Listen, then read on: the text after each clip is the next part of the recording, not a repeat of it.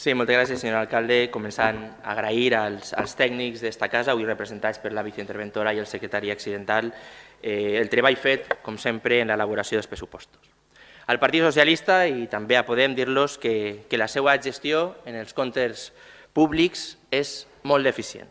El desastre en la seva gestió econòmica en aquest Ajuntament és tal que la legislatura passada l'alcalde se va veure obligat a destituir fins a 3 regidors d'Hisenda diferents, vist el caos i els mals resultats obtinguts en la gestió d'Hisenda, que anava de mal en pitjor. Ara ha tingut la possibilitat de fer una nova candidatura, d'elegir uns altres vilarealencs, ha tingut i té una representació ampla, 14 regidors en el seu equip de govern, però no ha encontrat, senyor Benlloc, a ningú que per a vostè estigui capacitat per aportar els comptes i per això ha decidit vostè quedar-se en la important cartera de regidor d'Hisenda. Però vostè no agarra el càrrec de regidor d'Hisenda per a millorar la gestió d'esta àrea. Ja ho han vist en els 5 mesos que no ha sigut així. Vostè agarra aquesta àrea per a fer el que és un autèntic especialista, senyor Benlloc, li ho he de reconèixer. Intentar gestionar Hisenda de tal manera que s'oculte la seva mala gestió. I per això avui aquest pressupost no puc analitzar-lo, no podem analitzar-lo llevant des del fons, sinó també cal analitzar-lo des de la forma. I ahir detectem la seva marca personal, senyor Benlloc. En la forma, per primera vegada, el regidor d'Hisenda no defèn els seus pressupostos en aquest plenari i envia a un altre company. Decidís fer allò que en el punt anterior ha dit que no fa mai, amagar-se, no donar la cara. No vol entrar al debat en la resta de grups. Vostè, com fa sempre, s'amagarà, s'esperarà que acaben les intervencions i quan ja no tinguem res de rèplica ens soltarà el seu míting de cara a la galeria. Vostè, que és regidor d'Hisenda, no presidís ni tan siquiera és membre de la comissió d'Hisenda que ha de donar comptes a tota la corporació de com se gasten els comptes. I no va tindre ni el detall de vindre a la comissió de l'altre dia a donar la cara. Tampoc ahir vostè va voler ser transparent i ens encontrem en moltes preguntes de l'oposició que tenen com a resposta a això li ho tindrem que preguntar a l'alcalde, que és el que ho porta.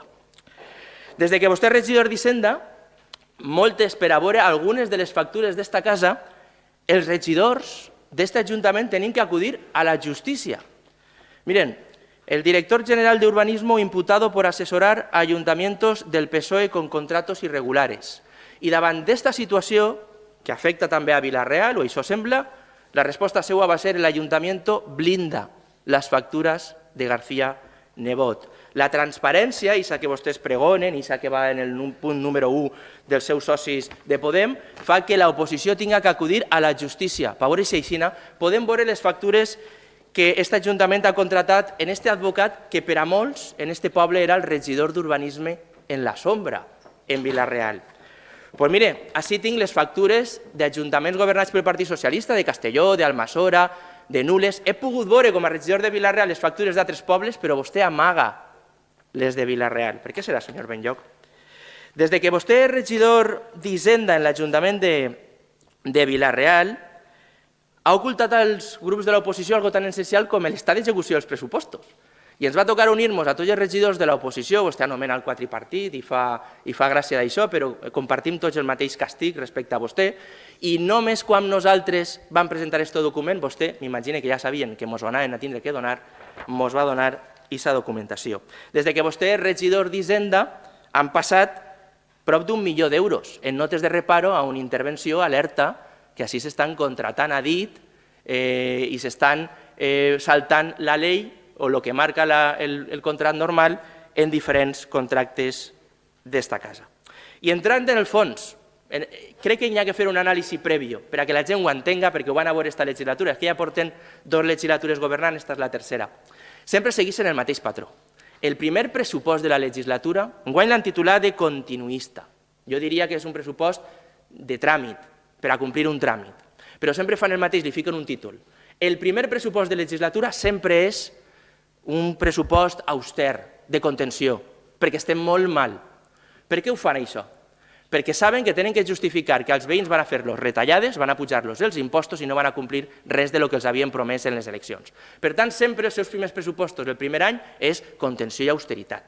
El segon, ja ho veurem l'any que ve, és sempre el del reequilibri. Vostès ja se fiquen a treballar, ja la cosa està arreglant-se de lo que ens havien deixat els malvados que governaven antes, però encara no està tot clar perquè van a justificar que en aquest any tampoc fan res. El tercer ja és el de la il·lusió. I això ja és un pressupost en el que comencen a fer alcaldaes, accions electoralistes, perquè aquest pressupost s'acaba 6 mesos antes de les eleccions. I l'últim pressupost del que s'aprova mesos antes de les eleccions és el del diumenge de glòria, el de la resurrecció. Vila-real ja està salvada, vostès ja han treballat, ja han evitat tots els problemes, estan pensant en el Vila-real del 2030, però després en veritat els toca fer cançonetes de queda molt per fer, queda molt per fer, perquè com no han fet res, tenen que intentar en cançonetes fer calar a la gent que allò que van prometre i no han fet és una il·lusió per al futur. I aquest és el patró que segueixen sempre. Escolta, hi ha que tindre gràcia per a saber fer-ho, però també és important que els veïns estiguin preparats quan ho tornen a escoltar tots els anys i també els companys de la premsa. Miren, aquest és el pressupost de la pujada de la contribució. No podem qualificar-lo d'altra manera. És el pressupost en el que vostè, senyor Benlloc, com a alcalde i regidor, passarà a la història, i mire que a vostè li agrada allò de fer coses per a passar a la història. Esta és una d'aquestes coses. Ningú mai en la història del nostre poble, ningú mai, ningú alcalde, havia demanat tanta contribució com vostè ha demanat. Per tant, ja, medalla del Màgic Andreu també per a vostès. L'últim any del Partit Popular, l'any 2011, se van recaudar exactament 17.890.000 euros de contribució dels veïns. Vostès enguany preveuen recaudar dels veïns 23.101.000 euros. Una previsió d'ingressos de 5.200.000 euros anuals major que l'últim Ajuntament del Partit Popular. I clar, una pujada de la contribució d'esta manera, feta d'amagades, sense dir res als veïns, 2 setmanetes després de les eleccions, n'hi havia que explicar-la bé als companys de la premsa. I se van esforçar per a intentar maquillar per què estaven pujant la contribució. I jo, com que a vegades vostè ens diu que la premsa pot ser que el titular no siga el que ha dit, ha agarrat la seva nota de premsa, la oficial, la d'esta casa, la de l'Ajuntament. I vaig a llegir textualment com justificaven vostès que anaven a pujar a tots els veïns la contribució. Diu el senyor Benlloc. Benlloc ha detallat que el 2020 l'Ajuntament recaptarà 1,4 milions d'euros menys que el 2019 pel minvament d'ingressos per plusvalies. Ens informa en aquesta nota de premsa que té que pujar la contribució perquè van a previndre ingressar per plusvalies $500.000 d'euros menys. I saben què fica en el pressupost de previsió d'ingressos per plusvalia en el 2020? 90.000 euros més que l'any passat. Que curiositat, Després diuen, miren, la reducció, tenim que pujar la contribució perquè la reducció de l'aportació de l'Estat en les arques municipals serà de 300.000 euros menys. I mires el pressupost i dius, no, no són 300.000 euros menys, tan sols 26.000 euros menys són la reducció de les transferències de l'Estat. Diu, tenim que pujar la contribució perquè enguany no tindrem l'IBI de l'AP7 que se liberalitza i ja no tindrem 180.000 euros. Però este pressupost acabarà de pagar una casa al carrer Sant Roc enguany que val exactament aquests diners. Per tant, no és ningú drama. I després parlem del problemón del FEM, que diu en la seva nota de premsa. Tenim que pujar la contribució perquè tenim un sobrecost de més de 600.000 euros enguany. I mires el pressupost i te dones compte que no, que tampoc, que també és mentira. Enguany hi ha un sobrecost respecte a l'any passat de 200.000 euros. Per tant, tot allò que vostès van voler fer creure als veïns, que tindrem menys ingressos, tindrem més gastos, se basa tot en una mentira, en allò d'ocultar la seva gestió, ocultar la realitat. El que sí que havien ocultat als veïns, perquè no quadrava en aquesta pujada de la contribució, és que enguany haguem pogut tindre els 400.000 euros extra que van repartir a final d'any per a fer despatxos als juzgats i aquests 400.000 euros haguem pogut vindre a millorar aquest pressupost. El que han ocultat als veïns és que tenen 330.000 euros més del fons de cooperació, més ingressos per esta casa. El que han ocultat als veïns és que enguany ja no van a pagar $1.000.000 d'euros de l'anualitat del Gran Casino, per tant, més disponible per a esta casa. Però, clar, això no xocava bé en vendre-li als veïns que anaven a pujar la contribució. I, clar, una de les maneres d'ajustar comptes i de gestionar bé la ciutat és aprofitar totes les ajudes que en vinguen de fora. I ahir vostès són especialistes també, en la pèrdua d'ajudes són especialistes. Miren, una de les primeres i de les més frustrants van ser els plans europeus. Tota la província va aconseguir plans europeus, menys nosaltres, que vostès van voler anar dels més listos de la classe. Se van perdre hasta 17 milions d'euros en diferents convocatòries. També ahí estava el perejil de totes les salses. També se va contratar al senyor García Nebot, del que no podem veure ningú contractar en esta casa.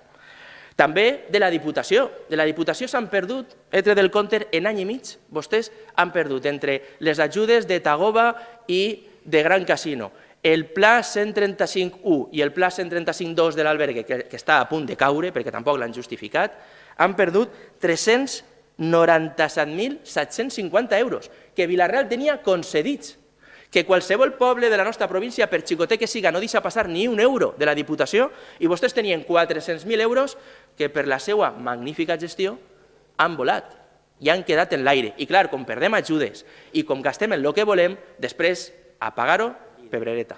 Mire, no facin trampa, parla de l'endeutament, no facin trampa al solitari en això de l'endeutament. És que els números són molt clars. Miren, el Partit Popular tenia d'endeutament el 2011 el 60,72% d'endeutament. I vostès ara tenen endeutament en el 59,47%. I qualsevol diria, baixar l'endeutament, unes dècimes, un puntet. Però clar, això és fer-se trampa al solitari, perquè no és el mateix el 60,72 de 39.900.000 que hi havia de pressupost en el 2011 que el mateix, el 60% dels 47.165.000 que tenen vostès ara. És que això és fer trampa, perquè vostès han mantingut el percentatge pujant la contribució, i al pujar la contribució i tindrà un pressupost més alt, per tant, se redueix l'endeutament de la ciutat i diuen que estem fent un esforç, no fan ningú esforç, els veïns paguen la contribució i estan fent l'esforç. Si haguera hagut un canvi de govern ara a maig, vostè sap què hagueren deixat al govern que haguera entrat? A qui haguera sigut l'alcalde? Qui haguera sigut, ja no ho vaig a dir jo, que com vostè ha dit, els veïns no m'han apoyat. Qui haguera sigut? S'haguera encontrat del Partit Socialista 21.369.000 euros de préstecs en 8 anys. Vostès han demanat per a la ciutat esportiva, per pagar anualitats del Gran Casino, per el conveni de les dominiques que vostès van votar a favor i després vostès han incomplit. Per tot això i moltes altres coses, vostès en 8 anys han demanat 21.369.000 euros i volen atribuir-li tot això al Partit Popular. I diuen, no, és que això és del Partit Popular. No, dels 30 milions que deu el poble de Vila-real, que han pujat la contribució al màxim i també l'endeutament al màxim històric, d'aixòs 30 milions d'euros, 21.369 són deute del Partit Socialista. I ahí estan dient que no, que cada dia obrir la persiana, no, escolta, no faig trampes. Este és un pressupost irreal. Jo els diria als companys de l'oposició, perquè ens ofusquem tots molt en això del pressupost que vostès presenten i quan se debatís, escolta, ens ofusquem molt i no deuríem. Perquè així, al final, vostès, en este pressupost, el que fan és ficar lo que queda bonico, fer un pressupost bonico per contar a la premsa i després fan el que els dona la gana. Entonces, per què estem així ofuscant-nos tots i vostès si han fet propostes o no les han fet i si s'ha partida, si és que van a fer el que els dona la gana? Si ja ho diuen, per tant, és veritat que ens calfem massa vegades la gent de l'oposició estos debats, no? Les grans estrelles per aquest pressupost que vostès ja han contat a la premsa és obrir els carrers d'Erarbo. Vostè ho ha dit també, sí, el senyor regidor d'Urbanisme a temps parcial ja ho va prometre en el 2017, en el 2016, en el 2018, sí, torna a ser una promesa.